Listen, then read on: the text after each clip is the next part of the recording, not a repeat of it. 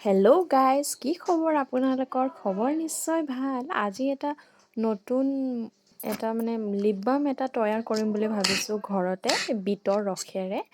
চাই থাকিব। এইটো আমি মিক্সিত আগতে পিচি ল'লোঁ, গ্ৰাইণ্ড কৰি ল'ব লাগিব। তাৰপিছত তাৰে ৰসটো আমি চেপি উলিয়াই ল'ম এতিয়া।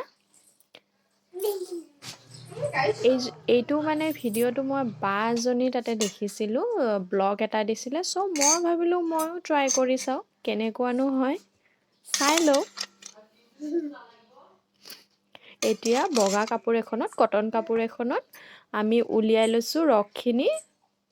আৰু এতিয়া ৰসখিনি অলপমান গৰম দিম, যিহেতু পানীৰ পৰিমাণটো বিটৰ ৰসত থাকে, সেইখিনি পূৰা কমাই দিব লাগিব পানীৰ ৰসটো, নহ'লে আৰু এয়া দেখিছে আমি কমাই দিলোঁ। এইখিনি হৈছে। আৰু ৰঙৰ কাৰণে অলপ লিপষ্টিক দি দিছোঁ।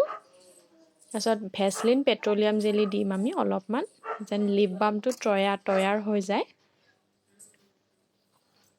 দেখিছেনে? এতিয়া আমি ভেচলিন পেট্ৰলিয়াম জেলিও দি দিলোঁ, আৰু লিপষ্টিক এনেই অলপ কালাৰৰ কাৰণে দি দিলোঁ, যিহেতু বিটৰ অলপ গ্ল'চি টাইপ হ'ব।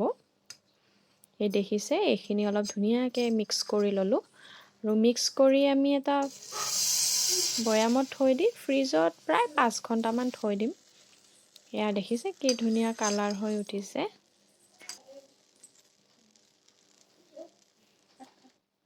এতিয়া আমি পাত্ৰ এটাত থৈ দিছোঁ।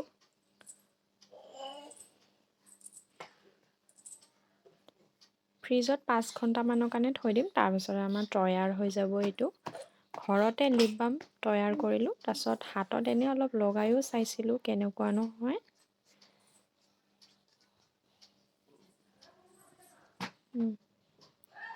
এয়া চাওক, হাতত অকণমান লৈ লৈছিলোঁ, আৰু মই অলপ লগায়ো লৈছোঁ কেনেকুৱানো হয়।